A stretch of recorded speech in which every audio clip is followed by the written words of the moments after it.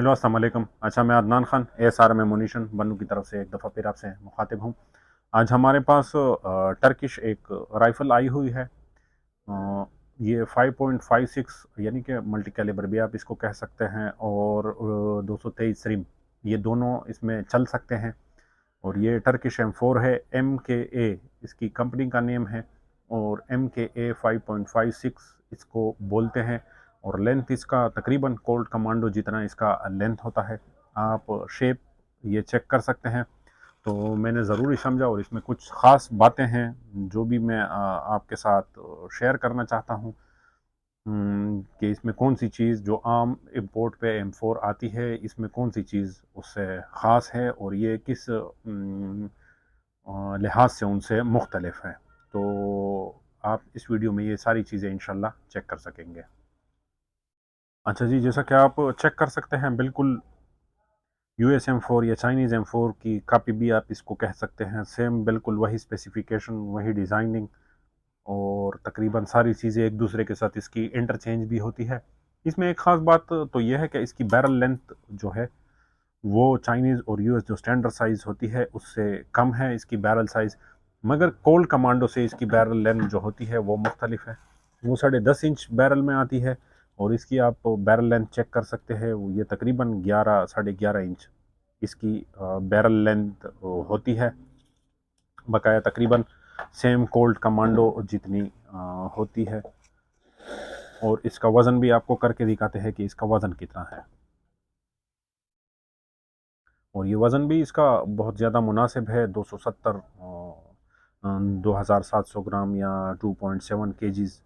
ये बहुत ही मुनासिब और ज़बरदस्त वज़न है राइफ़ल या M4 के लिए।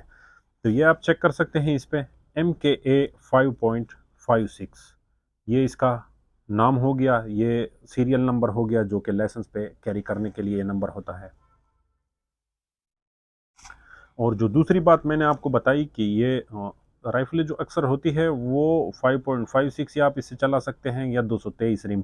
मगर इस पे आप चेक कर सकते हैं 5.56 और 223 रिम कैलिबर, यानी कि ये दोनों आप इस पे आसानी से चला सकते हैं। तो ये इसकी एक ख़ास बात तो ये हो गई। दूसरी, आप इसका कॉकिंग हैंडल जो है वो भी US और चाइनीज़ से थोड़ा मुख्तलिफ है, बड़े साइज़ का होता है। यानी कि इसको कट करने में बहुत ही फिर ये आसानी आपको हो जाती है।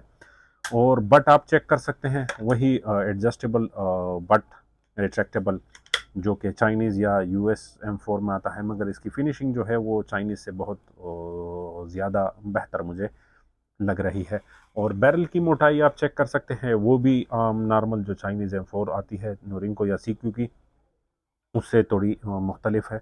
और इंशाल्लाह आने वाले दिनों में हम इसका कंपैरिजन भी फिर उसके साथ करेंगे। दो साइज़ इसके होते हैं, वो भी फिर इंशाल्लाह दूसरी वीडियो में आपको चेक करवाएंगे और उसका भी रिव्यू करके देंगे। इसमें एक ख़ास बात यह है कि इसमें पहले से फुल ऑटो के लिए जो होती है मिलिंग करने की ज़रूरत नहीं होती, बस सिर्फ कुछ पुर्जे होते हैं वो इंस्टॉल करने होते हैं।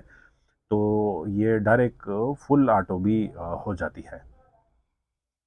तो ये हमने राइफ़ल खोल ली, आप ज़रा इसको रोशनी में देख सकते हैं। तो इसमें कोई मिलिंग करने की ज़रूरत नहीं होती, सारी चीज़ें इसमें पहले से ही आई हुई है। आपको सिर्फ इसमें कुछ पुर्जे इंस्टॉल करने होते हैं, और इसका बोल्ट वगैरह जो है, बड़ा छोटा बोल्ट, ये भी फुल ऑटोमेटिक के लिए रेडी होते हैं। और ये बहुत आसानी से फुल ऑटोमेटिक हो जाती है। और बैरल थिकनेस इसकी इसी वजह से दी गई है कि अगर कोई फुल ऑटोमेटिक में यूज़ करना चाहता है तो ये इसकी बैरल ख़राब नहीं होगी। और बैरल इसमें क्रोम लाइन बैरल होती है जो कि बहुत ज़्यादा मजबूत होती है। कुछ वेरिएंट्स में इसकी ऐसी बैरलें भी आई थी जो क्रोम लाइन नहीं थी, मगर अभी इसकी जो बैरल हैं। और आप इसका हैंड गार्ड चेक कर सकते हैं। चाइनीज़ या US के जो हैंड गार्ड्स होते हैं वो बहुत मोटाई में होते हैं। तो इस हैंडलिंग इसमें थोड़ा इशू होता है, और उसकी ग्रिप जो होती है वो लोगों की इस पे जो कि कंपटीशन में यूज़ करते हैं, तो उनको लिए छोटी ग्रिप दरकार होती है कि शूटिंग के दौरान आपकी ग्रिप हिले नहीं और मजबूती ज़्यादा हो। तो इसकी ग्रिप जो होती है वो बहुत ही ज़बरदस्त है और छोटे साइज़ की है।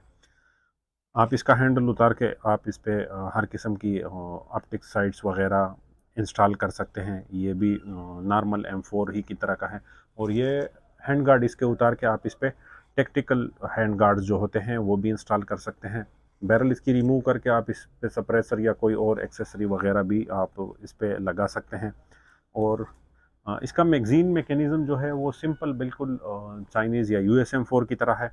तो आप इसमें हर किस्म की मैगज़ीन जो उनमें ARs में इस्तेमाल होती है वो आप इसमें एडजस्ट कर सकते हैं। और हैंडल आप चेक करें इसका, तो ये हैंडल एडजस्टेबल साइड है। आप दूर के लिए भी आप, नज़दीक और दूर के लिए आप दोनों एडजस्ट कर सकते हैं। लेफ़्ट साइड और राइट साइड भी आप एडजस्ट कर सकते हैं, जो कि नॉर्मल M4 पे आती है। तो तकरीबन सारी चीज़ें एक ही जैसी है, मगर ये चीज़ जो थी वो उनसे अलहदा थी। और अभी बात करते हैं इनके प्राइस की। अच्छा जी, तो प्राइसेस आपको अभी अंदाज़ा होगा कि सारी चीज़ों की प्राइसेस बहुत महंगी हो गई है। रशियन तो बहुत ज़्यादा महंगी हो गई है, तकरीबन 4 उन्होंने क्रॉस कर लिया है, 435 440 तक। रशियन 223 जो होती है उनकी प्राइसेस हो गई हैं। इसी तरह चाइनीज़ जो नोरिंको या CQA है, उनकी प्राइसेस 3,80,000 3,75,000 तक उनकी प्राइसेस भी चली गई है। और चाइनीज़ में जो LR3 है, उनकी प्राइसेस अभी मुनासिब है, 3,20,25 तक वो मार्केट से मिल जाती है। मगर ये टर्किश चीज़ है, आला क्वालिटी की है और बहुत ही खूबसूरत फिनिशिंग के साथ है। और प्राइस इसकी 3,30,000 3,35,000 ये हो गई है। और मेरा अंदाज़ा है ऐसा है कि ये मज़ीद महंगा ये होगा, ये राइफ़ल है, क्योंकि ये इनके जो है वो सस्ते तरीन रेट है। बकाया जितनी भी राइफ़लें हैं इम्पोर्टेड जो आती हैं, जैसा कि US की है, ब्राज़ीलियन, वो तो बिल्कुल मार्केट से भी शॉर्ट हो गई है।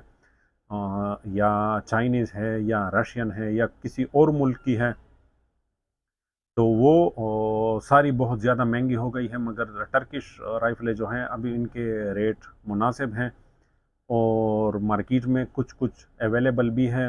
कुछ दिनों पहले तो इसका काफ़ी स्टॉक आया हुआ था, मगर अभी फिर ये इनकी शॉर्टेज होने लगी है। तो ये कम कीमत में एक मुनासिब और रिलायबल राइफ़ल है और हर किस्म की एक्सेसरी वगैरह भी इस पे इंस्टॉल हो सकती है। और दूसरा ये जो बेहतरीन बात है और लोग इस चीज़ को पसंद करते हैं, और PB लाइसेंस पे फिर वो आपने कैरी करना होती है, इसमें फुल ऑटो का ऑप्शन है।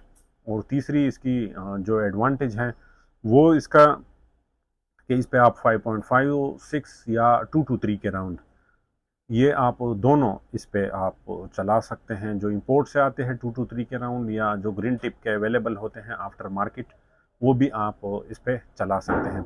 तो ओके जी, आज की वीडियो में इतना ही। आइंदा किसी और टॉपिक के साथ फिर हाजिर होंगे, तब तक के लिए अल्लाह हाफ़िज़।